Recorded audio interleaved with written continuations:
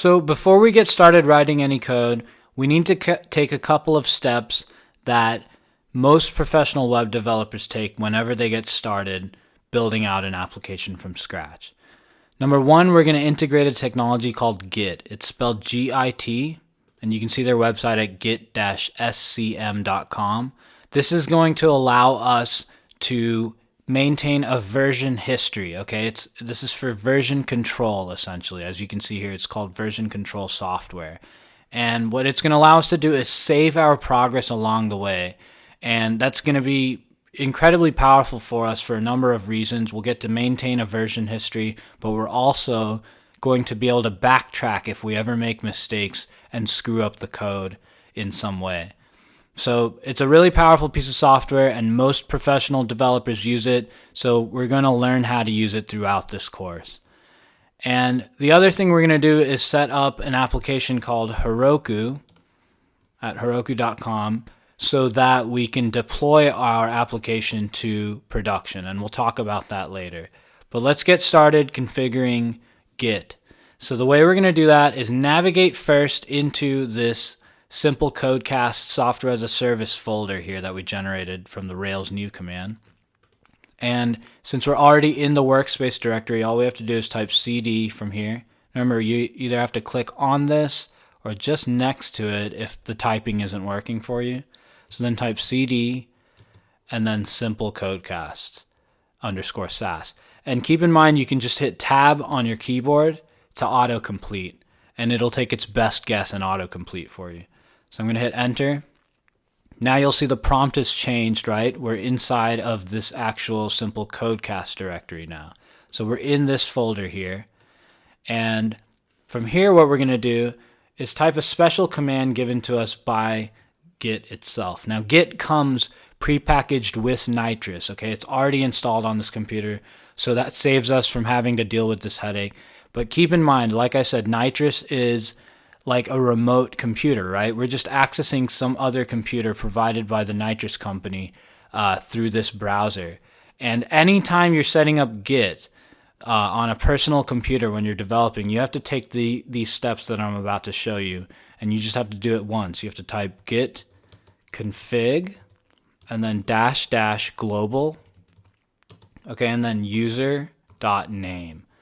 Okay, so watch the spacing and be careful with your spelling as well.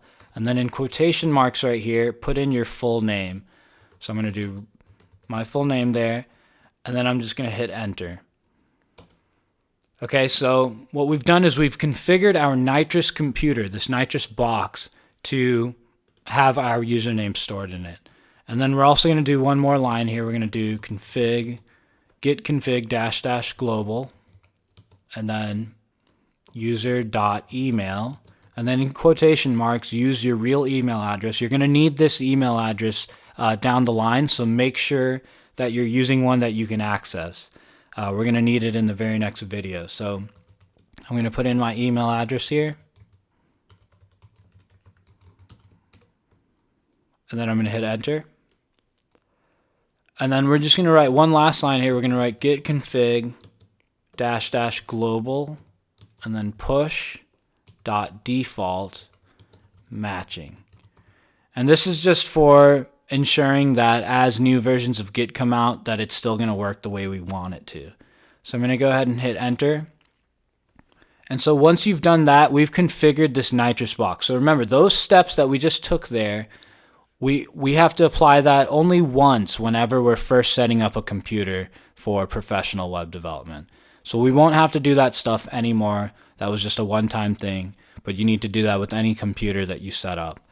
Okay, so now we're in this actual Rails application directory here, right? So from here, what we're going to do is set it up so we can save our progress. And the way you do that with Git is you just type git and then space init. That's init, and then hit enter. And you'll see it comes back and says, okay, we've initialized an empty Git repository.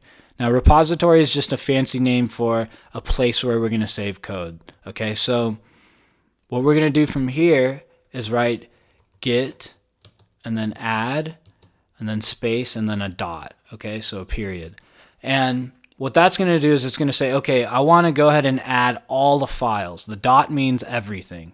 So let's add everything that's in this directory and put it, get it ready to be saved. So I'm going to do git add space dot there, and I'm going to hit enter. And then if you type git status, watch what happens.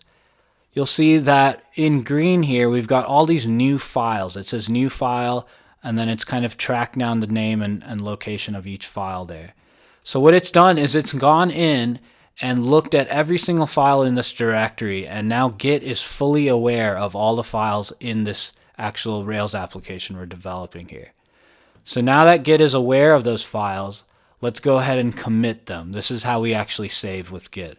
We're going to type git commit -m and then initial commit. That's what we're going to type. That's basically a commit message. That's what the M stands for, or a note essentially. We're writing a note next to this commit. So anytime you type this special git commit command, it's going to save everything that it's been made aware of. In this case, all of the files, since we did that add dot command.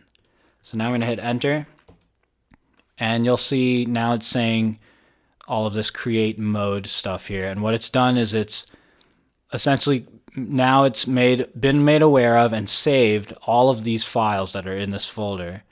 And we've now captured a snapshot of the application. We have a version of it saved now. So we can always get back to the state at which it was first generated here.